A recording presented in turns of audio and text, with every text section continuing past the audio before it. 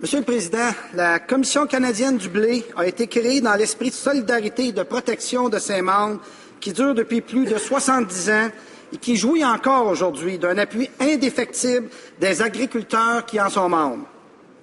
À la suite d'un référendum tenu par la Commission, la majorité des près de 40 000 agriculteurs participants se sont prononcés en faveur du maintien de ce guichet unique qui exerce un monopole efficace sur les ventes et empêche la compétition entre les fermiers.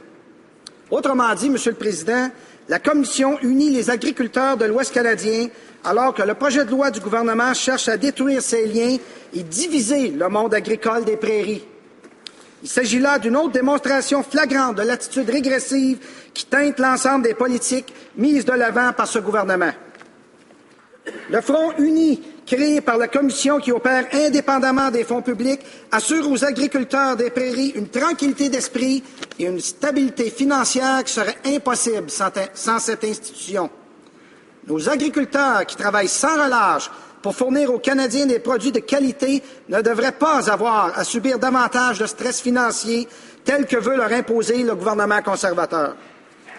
La Commission met les fermiers à l'abri des aléas du marché et assure un revenu juste et équitable pour chacun d'entre eux, peu importe leur volume de production, et évite que l'argent n'atterrisse dans les poches des intermédiaires qui profitent du travail acharné de nos agriculteurs.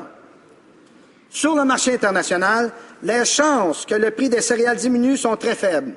Toutefois, avec le démantèlement de la Commission, le revenu des agriculteurs sera indubitablement et significativement plus faible. Dans un contexte économique comme celui qui prévaut présentement, nous ne pouvons pas nous permettre d'affaiblir les petits acteurs financiers de notre économie. Au Manitoba seulement, plus de 3 000 emplois sont en danger. La province sera privée d'un revenu de plus de 140 millions de dollars. Est-ce là, Monsieur le Président, une bonne stratégie pour encourager notre économie? Ou est-ce une façon d'engraisser les poches des grosses compagnies américaines qui n'attendent que le feu vert de la part de leurs amis conservateurs pour envahir le marché canadien des céréales? La motion de la députée de Churchill que nous débattons présentement assurerait aux agriculteurs leur droit démocratique de s'exprimer sur l'avenir de leurs institutions, la démocratie étant un droit dont tous les pays ont la responsabilité de protéger. Pourquoi le gouvernement conservateur cherche-t-il à menacer les droits démocratiques de nos fermiers? Ou se sentent-ils plutôt menacés par un tel exercice démocratique? Plusieurs études ont démontré que le modèle de guichet unique, comme la Commission, permet d'engranger des centaines de millions de dollars par année de plus que dans un marché libre. Pourquoi alors le gouvernement conservateur veut-il priver les familles canadiennes de ces revenus? Et pourquoi les conservateurs veulent-ils priver les agriculteurs et leurs familles des revenus qui leur permettent de participer activement à l'économie et de s'impliquer dans leur communauté? La Commission canadienne du blé est la plus importante et la plus prospère société de commercialisation des céréales dans le monde. Alors pourquoi le gouvernement conservateur veut-il éliminer ce joyau du monde agricole canadien qui permet au Canada de rayonner à l'échelle internationale? Cette tactique s'inscrit clairement dans la stratégie conservatrice qui vise à faire perdre toute crédibilité au Canada sur la scène internationale. Non seulement les agriculteurs comptent sur la Commission pour assurer un accès équitable pour tous, mais ils ne disposent pas tous d'un marché local leur permettant d'accéder au marché international des 70 pays qui achètent notre blé. La Commission est également synonyme de qualité pour ces 70 pays acheteurs. Notre institution mettant en place des standards de qualité ayant une voix militante contre l'utilisation illimitée des OGM. Clairement, nos agriculteurs sont fiers des produits de qualité qu'ils offrent aux consommateurs et avec un système tel que la Commission, ils sont les pleins bénéficiaires de leur travail. Ils récoltent non seulement leurs céréales, mais également le fruit de leur dur labeur. Tous les Canadiens à travers le pays devraient se sentir menacés par le projet de loi du gouvernement.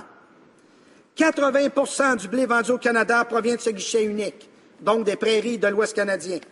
C'est donc la qualité des produits sur nos tablettes qui est menacée. Dans le cas où le gouvernement ferait sa tête et ignorerait la voix de la majorité, c'est la fierté pour nos produits et la qualité de ceux-ci qui en souffriraient. L'agriculture est la base de la société canadienne. notre grenier, notre garde-manger, comme on se plaît si bien à le dire. Le Canada a besoin d'un monde agricole en santé pour que l'ensemble de la société canadienne puisse prospérer. Contrairement à ce que les conservateurs nous disent, il ne s'agit pas d'un enjeu qui ne touche que les prairies. Mettre fin au monopole de la Commission canadienne du blé et procéder à son démantèlement, c'est mettre en péril l'ensemble du monde agricole canadien, c'est menacer la survie des fermes familiales, si chères à notre communauté, tant à Kamloops en Colombie-Britannique qu'à Stansted dans mon comté, tant à Prince-Albert en Saskatchewan qu'à Sainte-Marie-de-Kent au Nouveau-Brunswick. C'est lever le nez sur l'une des principales professions bâtisseuses de notre société, notre grand pays, qu'est le Canada. Monsieur le Président, je ne croyais pas devoir rappeler aux conservateurs que la démocratie est un principe fondateur aussi de notre société. La motion de ma collègue de Churchill cherche à préserver le droit démocratique des agriculteurs afin qu'ils puissent décider eux-mêmes de l'avenir de la commission qu'ils gèrent et financent eux-mêmes depuis des décennies. Les conservateurs auraient tout intérêt à se prononcer en faveur des fermiers et de la démocratie en appuyant une motion qui défend nos travailleurs agricoles.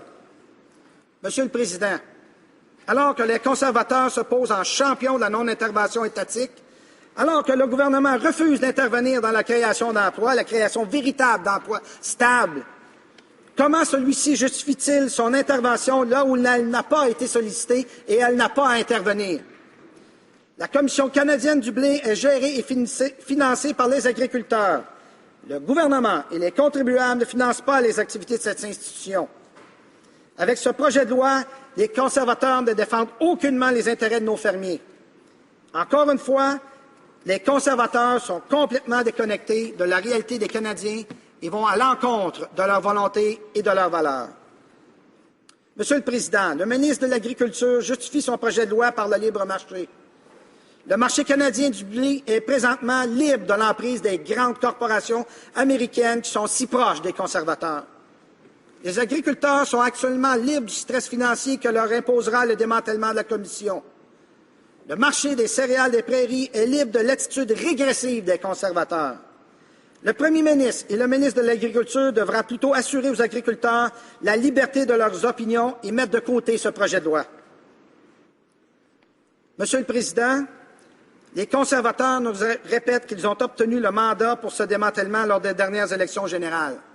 Pourtant, ils refusent de prouver cet appui en tenant un référendum au sein des agriculteurs membres de la Commission afin que ceux-ci puissent s'exprimer et donner un mandat clair et précis au gouvernement.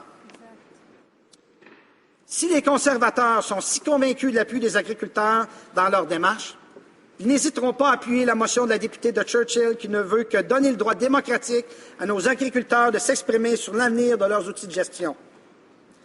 Monsieur le Président, je vais terminer là-dessus. Tout comme le propose ma collègue de la circonscription de Churchill dans sa motion, je crois fermement que le gouvernement devrait organiser un scrutin libre, en bonne et due forme, auprès de tous les membres actuels de la Commission canadienne du blé, afin que ceux-ci puissent faire connaître de nouveau leur volonté au gouvernement et en espérant que cette fois-ci, le premier ministre et le ministre de l'Agriculture écouteront ce que les agriculteurs souhaitent lui dire. Merci beaucoup, Monsieur le Président.